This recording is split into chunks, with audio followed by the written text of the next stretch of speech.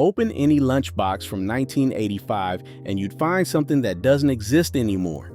Not a brand that changed its logo, not a snack that got smaller. Gone.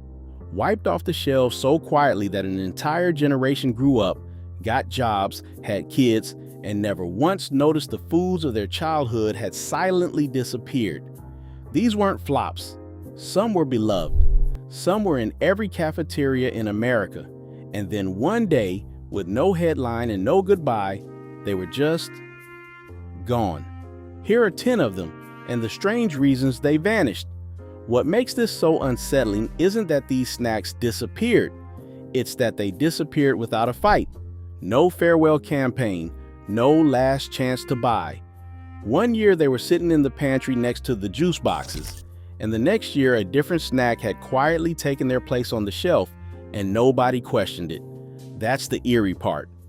A whole flavor of childhood can vanish, and the world just keeps moving. And the first one on this list is a snack so iconic that grown adults still talk about it in hushed, almost grieving tones. It starts with a drink that wasn't supposed to be famous. In the late 1980s, a bright, radioactive green juice pouch appeared tied to a hit cartoon, and kids absolutely lost their minds over it. The color alone made it feel forbidden, like you were drinking something out of a science experiment. Parents weren't entirely sure what was in it, and honestly, neither were the kids. It didn't matter. That glowing green pouch became a status symbol at the lunch table, the kind of thing that made other kids lean over and ask where you got it. For years, it was everywhere. And then, just as quietly as it arrived, it slipped off the shelves. The cartoon's moment faded, the licensing wound down, and the green juice that defined a generation of lunchboxes simply stopped being restocked. Most kids never even noticed the day they drank their last one. It just stopped showing up, replaced by ordinary fruit punch nobody remembers. But here's the thing about that green drink. It left such a deep mark that decades later, fans were still begging for its return. And that emotional pull, that desperate nostalgia, is exactly what connects it to the next snack on our list. Because the next one wasn't a drink. It was a snack that came in a tall cardboard canister, and opening it released a smell so specific that anyone who grew up in the 80s can recall it instantly. These were puffy, neon orange cheese balls that stained your fingertips a color not found in nature. You couldn't eat just a few. You'd reach in, pull out a handful, and within minutes your fingers looked like you'd been finger painting. They were loud, messy, and absolutely beloved. For a while it felt like every birthday party and every lunchbox had a stash. Then the brand made a quiet business decision and pulled them entirely. No warning. The canisters just stopped appearing on shelves, and kids who reached for their favorite cheesy snack found an empty space instead. Years later, after a wave of online nostalgia so loud it couldn't be ignored, they made a brief comeback. But for an entire stretch of the late 80s and the 90s, they were simply gone, mourned by people who didn't even realize they'd missed them. And speaking of snacks that left a stain on our memories, the next one was so rich and indulgent that some people insist nothing today even comes close. This one was a candy bar built around peanut butter, and it was unlike anything else in the wrapper aisle. While most chocolate bars treated peanut butter like a sidekick, this one made it the star, thick, soft, almost creamy, wrapped in chocolate that practically melted before it reached your mouth.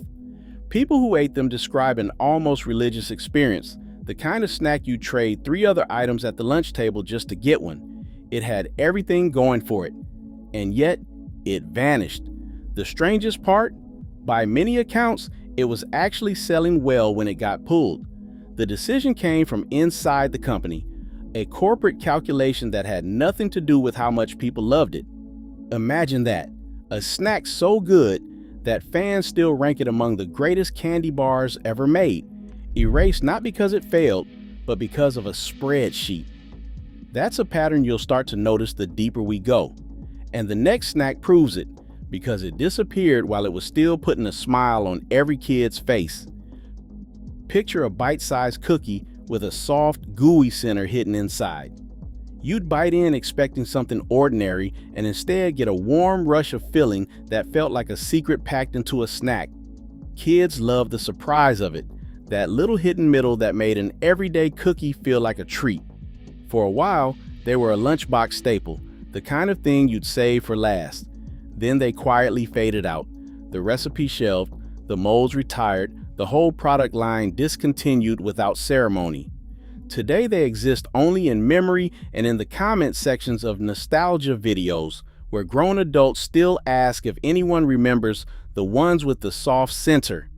It's almost poetic. A snack built around a hidden surprise ended up becoming a hidden surprise itself, something only the people who lived it can recall. But not every vanished snack was a sweet treat. The next one was something kids drank by the gallon, and its disappearance left a very specific gap that nothing has quite filled. This was a juice that came in a long plastic bottle with a twist-off top, and the gimmick was the whole point. You'd uncap it, and the bottle made a sound, almost like the drink was alive. Kids treated it less like a beverage and more like a toy you happened to be allowed to drink. The colors were impossibly bright. The flavors had wild names, and the squeezable bottle meant you could control every sip, or aim it at a friend if a teacher wasn't watching. For years, it was the cool drink to have, the one that made plain juice boxes look boring. Then taste shifted, the brand changed hands, and the squeezable bottles disappeared from store shelves almost overnight. A whole ritual, that twist, that sound, that bright burst of flavor, just stopped happening. Kids moved on to other drinks without ever realizing they'd witnessed the end of an era. And that quiet handoff, where one snack vanishes and another casually takes its throne, brings us to a candy bar that was once tied to a sports legend. In the late 1970s and into the 1980s, there was a chocolate bar named after a famous baseball player, and for a brief, shining moment, it was a sensation. Loaded with peanuts and caramel, it had star power baked right into the wrapper. Kids who couldn't care less about baseball still wanted it because of how it tasted, chewy, nutty, satisfying in a way that made it feel like more than just candy. But fame is fragile, and snacks tied to a moment tend to fade when the moment passes. As the player's spotlight dimmed, so did the bars. It got reworked, rebranded, and eventually phased out, surviving in different forms but never again as the thing it once was. Anyone who tries to find the original today runs into a wall of discontinued and no longer available. It's a reminder that even fame can't keep a snack alive forever. And that idea, that being beloved isn't enough, leads us straight into one of the most missed candy bars of the entire decade. This one was long, almost comically long. A braided rope of chewy caramel coated in chocolate, stretched out so far that eating it became an event. The whole selling point was how long it lasted. You could nibble it for what felt like an entire recess. Commercials made a big deal out of its length, and kids bought into it completely because what 8-year-old doesn't want a candy bar that seems to go on forever? It was fun, it was different, and it stood out in a sea of ordinary squares and rectangles.